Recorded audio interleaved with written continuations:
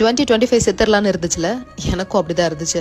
பாம்பு மாதிரி ஆயிட்டேன். அதாவது பாம்பு யார்கிட்டயும் கெஞ்சாது, எக்ஸ்பிளைனும் பண்ணாது. அதுக்கு டைம் வரும்போது அதோட தோலை எப்படி உரிச்சிட்டு போகுமோ, கஷ்டமா இருந்தாலும் அது பண்ணிடுவாங்க. அது மாதிரி தான் எனக்கும் இந்த வருஷம் இருந்துச்சு. ரொம்ப நாள் இருந்த பந்தம்லாம் முடிஞ்சிருச்சு. இவங்கெல்லாம் என் லைஃப்ல கண்டிப்பா வருவாங்கன்னு நான் நம்பின எல்லாருமே உடச்சிட்டு போயிட்டாங்க.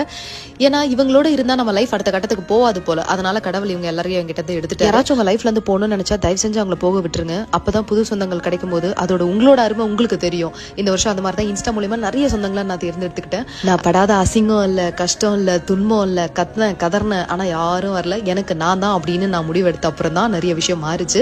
நிறைய டிராவல் பண்ண ஆரம்பிச்சேன். அண்ட் பாம்பு மாதிரி தான் கிட்டத்தட்ட புது தோல் வரணும்னா பழசு போய் தானே. இந்த வருஷம் நிறைய பேர் அச்சீவ் பண்ணிருப்பாங்க. ஒரு சில பேர்லாம் வாழ்றதே பெரிய விஷயமா நினைச்சிருப்பாங்க. நீங்க கரெக்டா தான் போயிட்டு இருக்கீங்க. பாத்துக்கலாம். நம்ம உயிர் இருக்கிற வரைக்கும் யாராலையும் நம்மளை தடுக்க முடியாது. நீங்க ஓட்டிக்கிட்டே இருங்க. 2026ல இன்னும் என்னெல்லாம் பண்ண முடியுமோ அத்தனையும் பண்றோம், கலக்குறோம், தூக்குறோம்.